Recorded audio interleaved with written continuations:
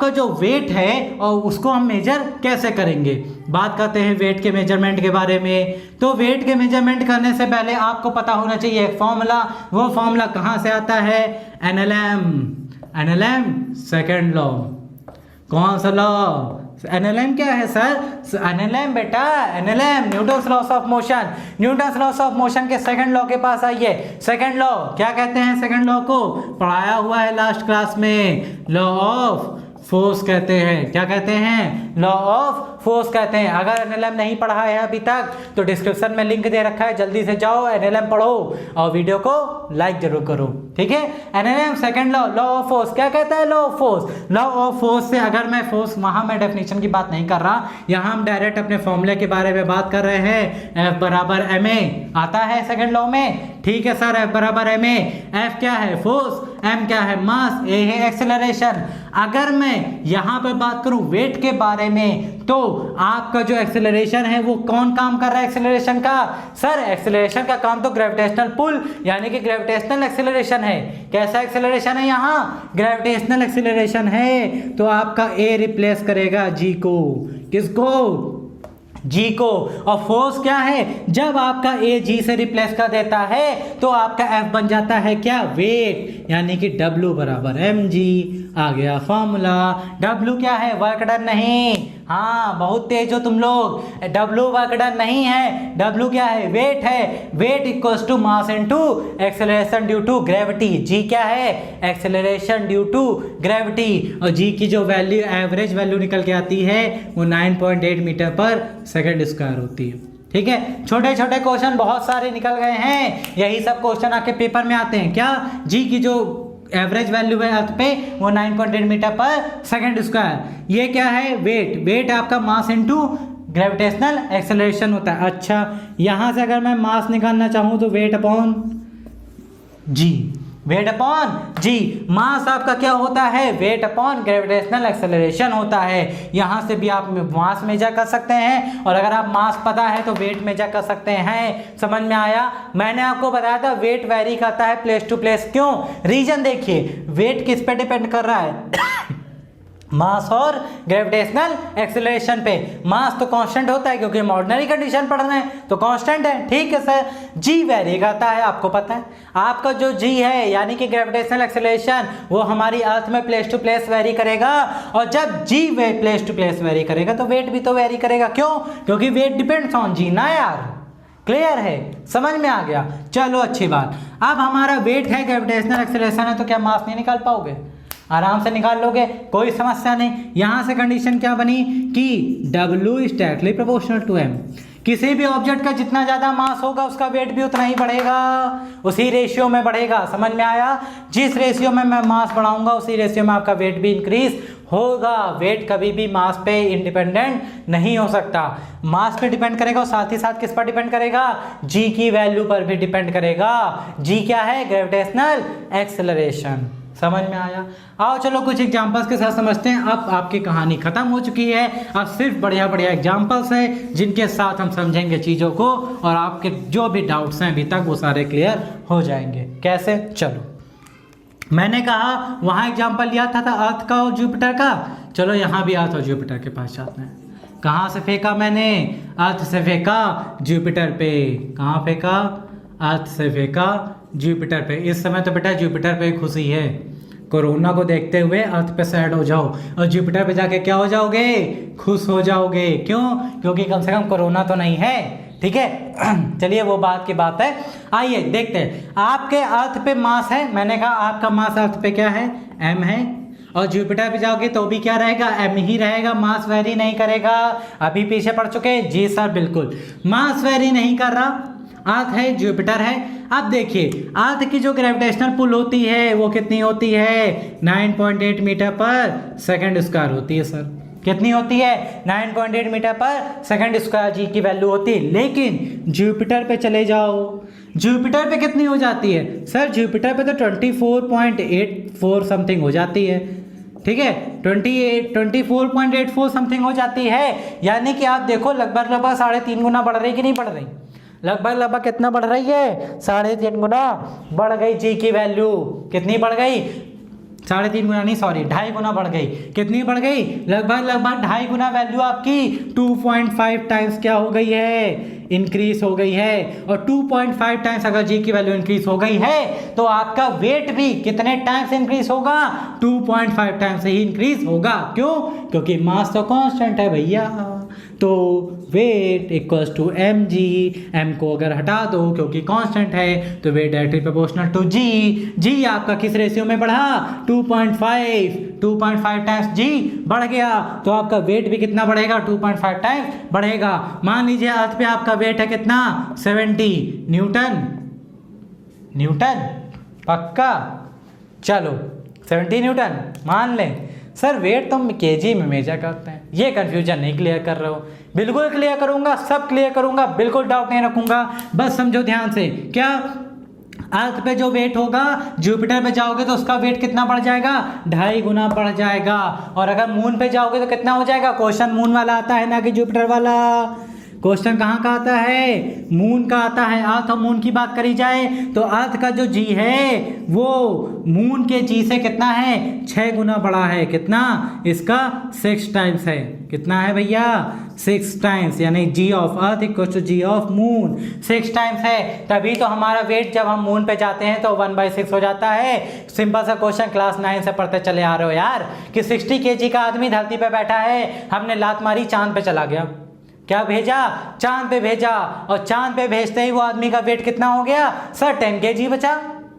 इसका मतलब अगर आप हेल्थी हैं या वेटेड हैं तो बिल्कुल मत घबराइए, आपकी गलती नहीं है, आप एक गलत प्लेनेट पे पैदा हो गए हैं। ठीक है, आप गलत प्लेनेट पे हैं। अगर आप मून वगैरह पे चले जाएंगे तो आपको बिल्कुल भी ऐसा नहीं लगेगा कि आप वेट लूज करने की आपको नीड है। बिल्कुल क्लियर? समझ में आ गया? समझ। चलो आगे बढ़ते हैं। अब बात करते हैं कि जो हमारा वेट है वो अर्थ में कहाँ कहाँ वेरी करता है और कैसे वेरी करता है। मोस्ट इंपॉर्टेंट क्वेश्चंस यहीं से आपके ज़्यादातर बनते हैं। छोटे छोटे क्वेश्चन जो बनते थे वो मैंने करा दिए। अब बात करते हैं अर्थ के बारे में थोड़ा सा। ये हमारी अर्थ है। क्या है भैया? ये हमारी अर्थ है। ठीक है सर, ये है आपकी अर्थ। अगर मैं इसके मिड पॉइंट से एक लाइन लेकर जाऊं तो इस लाइन को क्या कहेंगे बेटा?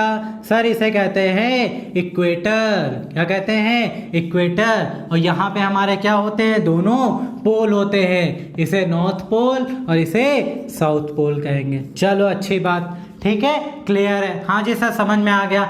ये हमारी अर्थ है, पोल है, इक्वेटर है। ठीक है, अगर मैं अर्थ के साइज की बात करूं तो आपको पता है कि अर्थ का जो शेप और साइज की बात करें तो जैसा हम किताबों में पढ़ते हैं वैसा नहीं होता है। अर्थ हमारी कैसी होती है? इलिप्टिकल होती है, ना कि सर्कुलर। लेकिन हम अपने कैलकुलेशंस के बेसिस को आसान करने के लिए उसे सर्कुलर मान लेते हैं, होती इलिप्टिकल है। ठीक है, अगर मैं बात करूं कि कोई पर्सन कहाँ बैठा है? इक्वेटर पे बैठा हुआ है, और वही पर्सन उठ के कहाँ चला गया? पोल पे चला गया। ठीक है, कहाँ बैठा हुआ है? बिल्कुल मस्ती के साथ इक्वेटर पे बैठा हुआ था और कहाँ चला गया? पोल पे। अगर मैं ऐसे ऐसे लैटिट्यूड और लॉन्गिट्यूड में बात करूं तो आपके ये मेजर करने के लिए बनाए जाते हैं, आपने ज्योग्राफी में पढ़ रखा होगा। ठीक है, अगर मैं इक्वेटर पे बैठा हूं तो मुझ पर लगने वाला ग्रेविटेशनल पुल क्या होगा? मिनिमम होगा। जी हाँ, इक्वेटर पे आपका वेट कैसा होगा बेटा? मिनिमम होगा। कैसा होगा? मिनिमम होगा। और अगर आप पोल्स पे चले जाते हैं, कहाँ चले जाते हैं? पोल्स पर उठकर चले जाते हैं तो आपका वेट क्या हो जाएगा? मैक्सिमम हो जाएगा। ठीक है, अगर आप धरती पे इक्वेटर पे बैठे हैं तो आपका वेट मिनिमम। आप अगर धरती से उठ के धीरे धीरे धीरे धीरे इक्वेटर की तरफ बढ़ेंगे तो वेट भी धीरे धीरे इंक्रीज होता जाएगा और कहाँ पर आकर मैक्सिमम हो जाएगा? पोल्स पर आकर मैक्सिमम हो जाएगा। क्वेश्चन आया ग्रेविटेशनल सॉरी आपका वेट जो है कहाँ पर मैक्सिमम है? 4 ऑप्शन दे दिए, आपने लगा दिया इक्वेटर, गलत हो गया। सिंपल सी बात भैया। कहाँ पे बताया सर ने? सर ने बताया पोल पे आपका वेट मैक्सिमम और इक्वेटर पे आपका वेट मिनिमम होता है। क्यों? रीजन साफ है यार। W बराबर mg, W बराबर mg। हाँ जी सर, मास तो वेरी नहीं करेगा, मास तो m रहेगा, मैं जहाँ घूमूं धरती में। ठीक है सर, g वेरी करता है। क्यों? क्योंकि अगर g की बात करें इक्वेटर पे तो g आपका जो इक्वेटर पे होता है वो बेटा वो होता है 9.7832 समथिंग होता है मीटर पर सेकंड स्क्वायर। जी की वैल्यू जो आपके इक्वेटर पे होती है वो 9.7832 होती है ऑलमोस्ट। और अगर मैं बात करूं कहाँ पर, पोल्स पर, तो पोल्स पर आपकी जो जी की वैल्यू होती है वो 8322 मीटर पर सेकेंड स्क्वायर होती है। क्लियर हुआ? यही रीजन है। देखिए जी की वैल्यू वेरी कर रही है इक्वेटर से पोल की तरफ, तो जब जी वेरी करेगा तो आपका वेट भी क्या करेगा बेटा सर, वेरी करेगा। बिल्कुल समझ में आ गया। तो जी की वैल्यू कहाँ पे और जी की वैल्यू यहाँ पर देखिए, दोनों में डिफरेंस दिख रहा है और ऑलमोस्ट आपको कितने परसेंट का डिफरेंस दिख रहा है। अगर मैं बात करूं यहाँ से यहाँ तक तो ऑलमोस्ट आपको 0.5% का डिफरेंस दिखाई दे रहा है। 0.5% का डिफरेंस किस में, जी में, तो 0.5% का ही डिफरेंस किस में आएगा, आपके वेट में आएगा। ये बहुत ही माइनर सा डिफरेंस है, इसीलिए हम इसको कंसीडर नहीं करते हैं। समझ में आया? लेकिन होता जरूर है, समझ में आ गया। अब छोटे छोटे क्वेश्चन यहाँ से क्या बनते हैं समझिए बहुत ध्यान से। क्या अगर मैं इक्वेटर पर हूँ तो मेरा वेट क्या होगा, मिनिमम, जी सर ठीक, क्लियर, मिनिमम।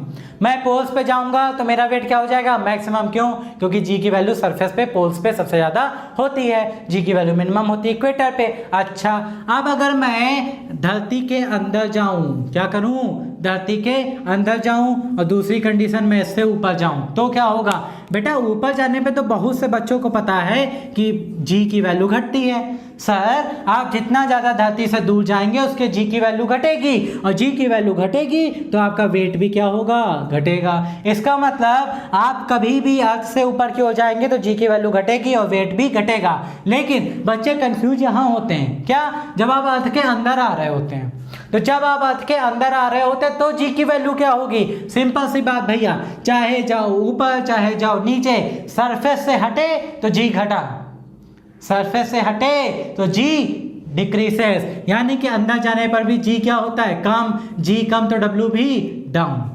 जी घटेगा तो डब्ल्यू भी आपका घटेगा, चाहे आप धरती से ऊपर जाएं चाहे नीचे जाएं। अच्छा सर बिल्कुल सही। तो एक क्वेश्चन पूछा, जल्दी से बताओ, ये है अर्थ का कोर, ये है अर्थ का कोर, अर्थ के कोर पे बताओ वेट कितना, अर्थ के कोर पे आपका वेट कितना, तो आप कहोगे सर नीचे जाने पे वेट घटता है, ऊपर जाने पे वेट घटता है, कोर पे पहुंच जाएंगे तो क्या होगा, तो सर कोर पे पहुंच जाएंगे तो हो जाएगा 0, यानी कि आप भारहीनता अनुभव करने लगेंगे। जी हाँ, आपके अर्थ के कोर पे आपका वेट क्या हो जाता है, 0, क्योंकि आपके जी की वैल्यू भी वहां क्या कर जाती है, 0।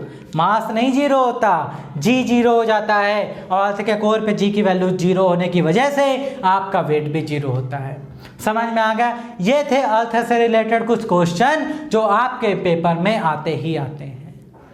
जल्दी से नोट कर लीजिए, अगर नोट करना है जो जो मैंने पॉइंट बोले हैं उन्हें भी वीडियो को स्लो मोशन में चलाकर आप नोट करते रहिए, ठीक है? समझ में आया? आगे बढ़े।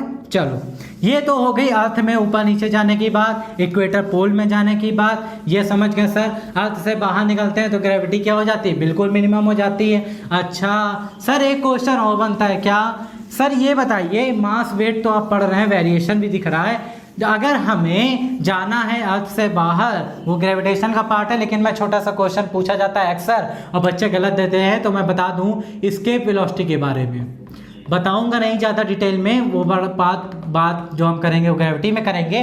बस जान लीजिए कि एस्केप वेलोसिटी क्या होती है। एस्केप वेलोसिटी वो वेलोसिटी है बेटा जिस वेलोसिटी से आप अगर चल रहे हैं अर्थ के सरफेस से ऊपर की तरफ, तो आप क्या कर पाएंगे, अर्थ का ग्रेविटेशनल पुल आपको नीचे नहीं खींच पाएगा और आप अर्थ से बाहर निकल जाएंगे। वो वेलोसिटी होती है 11.2 मीटर पर सेकेंड, कितनी, 11.2 किलोमीटर पर सेकेंड, ठीक है? ये भी एक छोटा सा क्वेश्चन आपका पूछा जाता है, ठीक है? चलो अब बात करते हैं एक और क्वेश्चन की जो अक्सर पूछा जाता है, और ये क्वेश्चन बहुत इंपॉर्टेंट होता है, बच्चे कंफ्यूजन में गलत कराते हैं। क्या है क्वेश्चन, हमारे पास एक लिफ्ट है भैया, क्या है, लिफ्ट। हाँ याद आया, लिफ्ट के क्वेश्चन बहुत पूछे जाते हैं। लिफ्ट में मैं खड़ा हूँ मजे से एकदम, देखो लिफ्ट में गए, बंद वाली लिफ्ट है, मजे से आराम से खड़े, ठीक है? अच्छा जी सर बिल्कुल बढ़िया। चलो लिफ्ट अभी कहाँ खड़ी है, ग्राउंड में खड़ी है, क्या है, अभी ग्राउंड में खड़ी हुई है। जैसे ही मैं लिफ्ट के अंदर एंटर किया तो मेरा जो वेट है वो किस तरफ लगेगा, नीचे की ओर। क्यों? क्योंकि सर वेट क्या है, फोर्स। फोर्स क्या, ग्रेविटेशनल एक्सेलरेशन की वजह से। अब वो कैसा फोर्स है, ग्रेविटेशनल फोर्स। ग्रेविटेशनल फोर्स है यानी कि हमारा जो वेट है वो mg के इक्वल नीचे की ओर लगेगा। ठीक है, अच्छा जी, नीचे लगेगा तो ऊपर एक नॉर्मल रिएक्शन भी लगेगी, Fn नॉर्मल रिएक्शन भी लगेगी, फोर्स ऑफ नॉर्मल। ठीक है, ज़्यादा डिटेल में हम यहाँ नहीं जानेंगे, हमें सिर्फ जानना है क्या, मेन काम है अपने फॉर्मूले से। क्या, W बराबर mg प्लस ma, W बराबर mg प्लस ma। इस फॉर्मूले से ही सारे वो केसेस, जिन केसेस से आपके पेपर में क्वेश्चन आते हैं वो सब सॉल्व हो जाएंगे। जी हाँ, एक फॉर्मूले से, सिर्फ एक फॉर्मूले से सारे केसेस सॉल्व हो जाएंगे। आपको क्या याद रखना है, W बराबर mg प्लस ma। याद क्यों रखना है, क्योंकि मैं यहाँ पे डिटेल नहीं बता रहा हूँ। सिंपल सी बात है, कुछ चीज़ें तो पढ़ ले भाई, कुछ चीज़ें तो याद कर ले, क्योंकि डिटेल में पढ़ने जाएगा तो बहुत ज़्यादा ब्रॉड हो जाएगा। इसलिए वीडियो को ज़्यादा ना बढ़ाते हुए क्या करते हैं, शॉर्ट करते हैं। और मेन पॉइंट क्या है, W बराबर mg प्लस ma याद रखना है ना। चलो याद कर लिया। अब समझो पहला केस, जब हमारी लिफ्ट रुकी हुई है ग्राउंड में, जब हमारी लिफ्ट क्या है, लिफ्ट स्टॉप है। लिफ्ट क्या है, स्टॉप है। जब आपकी लिफ्ट रुकी हुई है तो आपका वेट कितना, क्वेश्चन आया वेट कितना। तो देखो लिफ्ट रुकी हुई है यानी कि लिफ्ट में कोई एक्सेलरेशन नहीं है, क्योंकि मोशन ही नहीं है। अच्छा सर, लिफ्ट में जब मोशन नहीं तो एक्सेलरेशन नहीं, तो ये पोर्शन हो गया जीरो। ये पोर्शन क्या हो गया, जीरो। सर ये पोर्शन जीरो तो वेट कितना, mg के बराबर। तो जब आपकी लिफ्ट रुकी होगी तो आपका वेट mg ही होगा, यानी कि वेट में कोई चेंज नहीं आएगा, चाहे लिफ्ट के अंदर खड़े हो चाहे बाहर आके खड़े हो जाओ।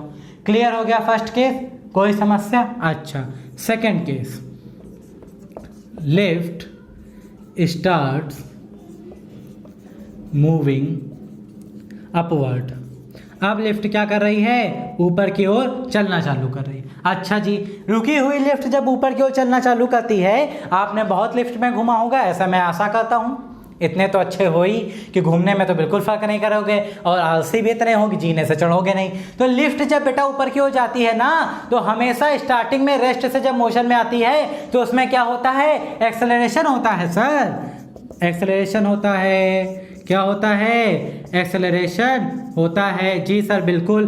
फिर कुछ देर बाद आपकी लिफ्ट क्या हो जाती है, कांस्टेंट वेलोसिटी से ऊपर जाने लगती है। अगर आप मान लीजिए 50 मंजिलों की एक बिल्डिंग में ऊपर जाना चाहते हैं, ग्राउंड फ्लोर पे लिफ्ट खड़ी हुई है, ग्राउंड फ्लोर पे आप खड़े हुए हैं, तो अगर लिफ्ट नहीं चल रही तो W बराबर mg। लेकिन जब लिफ्ट चलना स्टार्ट करेगी तो पहले एक्सेलरेट करेगी। जी हाँ, पहले एक्सेलरेट करेगी, एक कांस्टेंट वेलोसिटी तक पहुंचेगी, जो जिस पे वो चलना चाहती है, 30-40 जो भी है, उस वेलोसिटी तक पहुंचने के बाद वो कांस्टेंट वेलोसिटी से चलना चालू करती है। जी हाँ, बहुत बेसिक बात है, जरूर ध्यान रखिएगा। क्या कि जब लिफ्ट चलना स्टार्ट करती है तो पहले एक्सेलरेट होती है, बाद में कांस्टेंट वेलोसिटी से चलती है। ठीक है, हाँ जी सर समझ में आ गया। यानी कि अब हमारी लिफ्ट में क्या आ गया है, अब हमारी लिफ्ट में एक्सेलरेशन आ गया है। अब हमारे लिफ्ट में क्या आ गया है, एक्सेलरेशन। पहली केस समझ में आ गया, पहला केस हटा दूं। चलो पहला केस समझ में आ गया जब रेस्ट पे थे। अब हम क्या कर रहे हैं, लिफ्ट हमारी मोशन कर रही है ऊपर की तरफ। ठीक है सर, ठीक है, बहुत बढ़िया। जब लिफ्ट हमारी ऊपर की तरफ जा रही है तो क्या होगा, पहले तो एक्सेलरेट करेगी।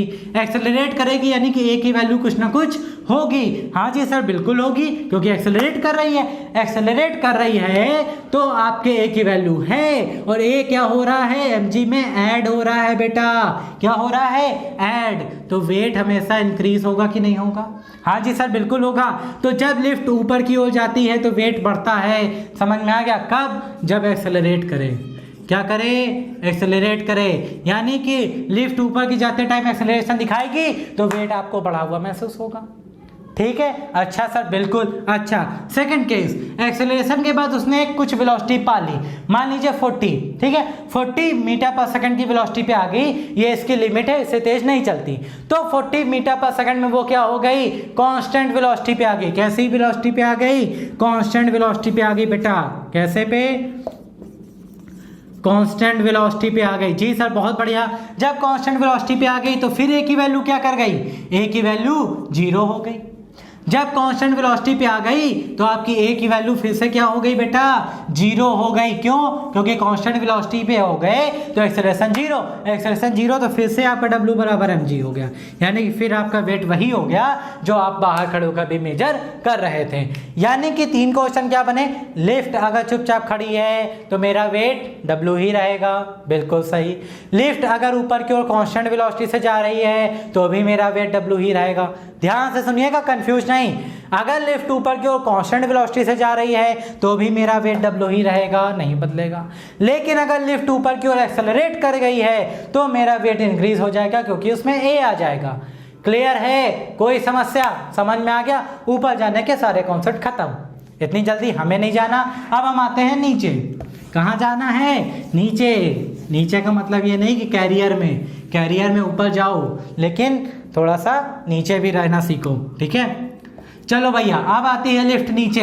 लिफ्ट जब नीचे आएगी कांस्टेंट वेलोसिटी से, लिफ्ट जब नीचे आएगी कांस्टेंट वेलोसिटी से तो भी वेट में कोई चेंज नहीं आएगा। क्यों? क्योंकि कांस्टेंट वेलोसिटी की वजह से A जीरो तो W भी क्या रहेगा?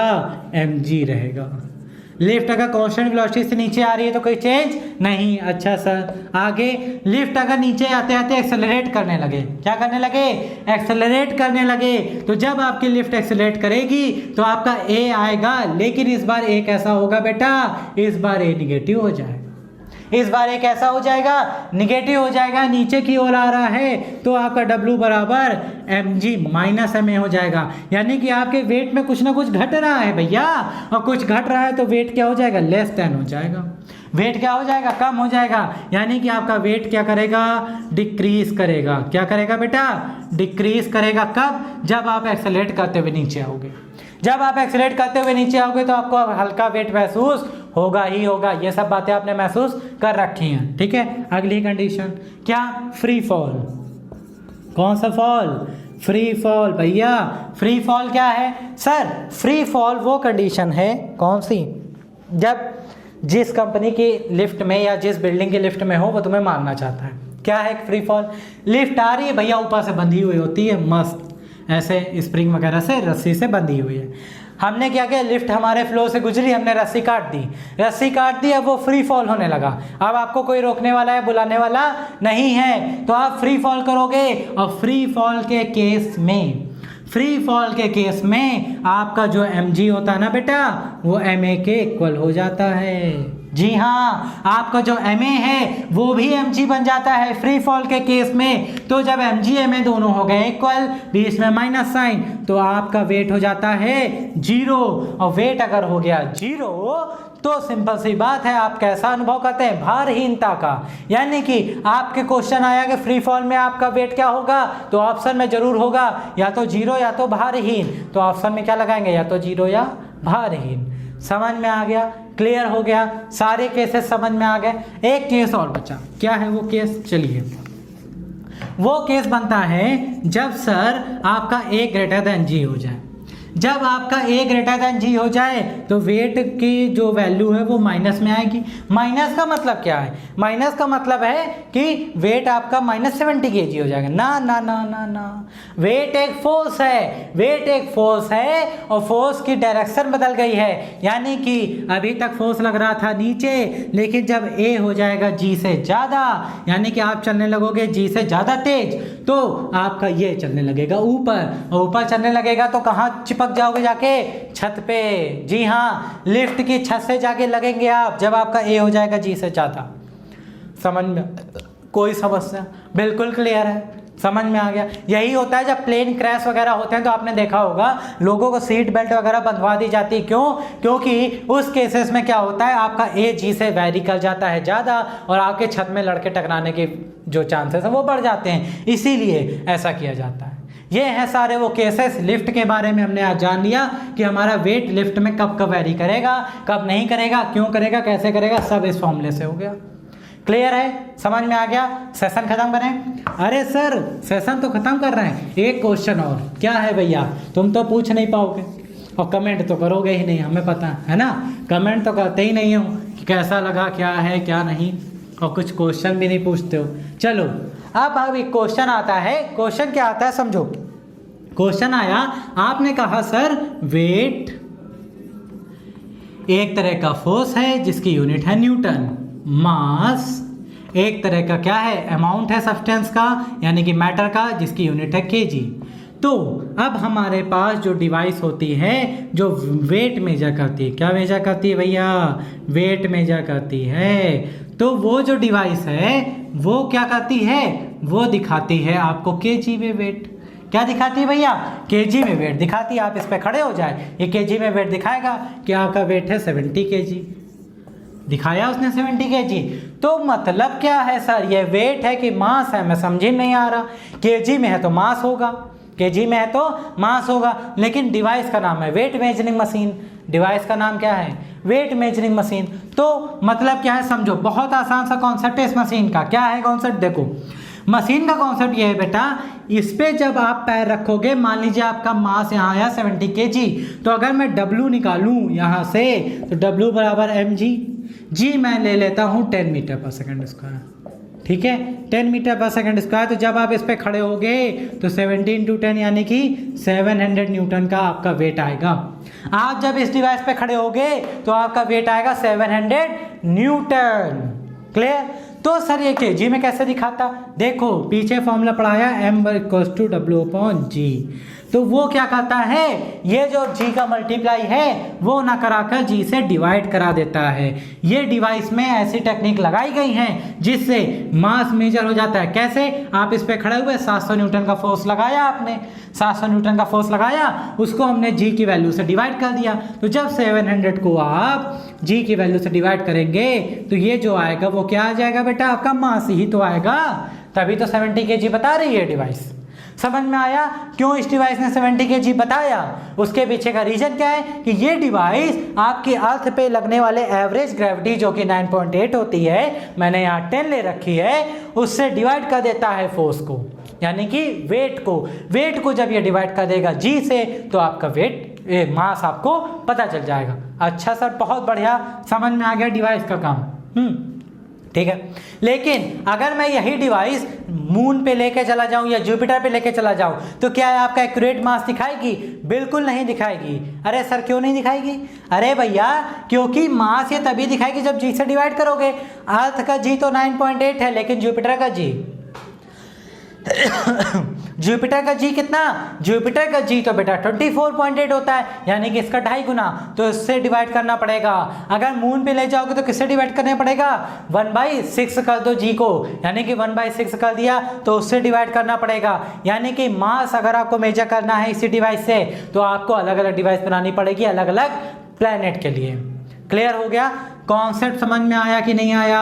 बिल्कुल क्लियर है, सारे बेसिक समझ में आ गए, सारी डिटेल जान ली, लिफ्ट का कॉन्सेप्ट जान लिया, वेटिंग मशीन जान लिया, लिफ्टिंग मशीन जान लिया, सब जान लिया, और वेट मास में डिफरेंस भी जान लिया। क्लियर है? अब एक छोटी सी बात और जान लो। अब क्या है सर, मेजरिंग डिवाइस के बारे में। किसके बारे में? Measuring device. मास को किससे मेजर करते हैं बेटा? मास को बेटा मेजर करते हैं किससे? मास को मेजर करते हैं बेटा बार। क्या? Bar magnet. सोचो सोचो जल्दी बताओ। और उसके बाद आते हैं वेट को। वेट को किससे मेजर करते हैं? स्प्रिंग। क्या? और बार क्या? बताइए। बार क्या है और मैग्नेट है कि क्या लेंगे? ठीक है। अरे सर मैग्नेट नहीं, क्या लेंगे? बार स्केल यार, बार स्केल, क्योंकि कोई चीज मेजर कर रहे हैं ना तो एक स्केल की नीड होगी, और यहाँ पे स्प्रिंग स्केल लेंगे। ठीक है। वेट को मेजर करने के लिए स्प्रिंग स्केल का यूज होता है, मास को मेजर करने के लिए बार स्केल का यूज होता है। बार स्केल तराजू, बार स्केल हिंदी में बोलते हैं तराजू, जो आपको दुकानों में मिल जाएगा आसानी से, जिसमें एक तरफ बाट रखते हैं दूसरी तरफ सामान रखते हैं जो आप खरीदने गए हो, और उसको वेट करके दे देते हैं, कहते हैं इसका मास 5 kg है, कहते हैं ना कि 5 न्यूटन, केजी कहते हैं ना। तो बार स्केल होता है, तो इलेक्ट्रॉनिक आ गए हैं ज़्यादातर, तो वो होता है मास मेजर करने के लिए। स्प्रिंग स्केल होता है आपका वेट मेजर करने के लिए। जैसे आपके घर में सिलेंडर आता है, उसको देखते हो स्प्रिंग से मेजर करते हैं, उसमें स्केल बना होता है स्प्रिंग में, उससे उठाते हैं और उसका वेट मेजर कर लेते हैं। तो वेट मेजर करने के लिए स्प्रिंग स्केल की नीड है और मास मेजर करने के लिए बार स्केल की नीड है। समाप्त। ठीक है। तो ये था पूरी डिटेल मास और वेट के बारे में, हमने डिटेल में जाना, सब कुछ अच्छे से समझ लिया। इससे बाहर कोई भी क्वेश्चन बन ही नहीं सकता, ठीक है, इससे बाहर एग्जाम में नहीं आने वाला। ओके, अगर वीडियो पसंद आया तो लाइक किए बिना और कमेंट किए बिना मत जाइएगा, और अभी तक चैनल को सब्सक्राइब नहीं किया है तो सब्सक्राइब करिए और बेल आइकन जरूर दबाइएगा। Okay, thank you so much.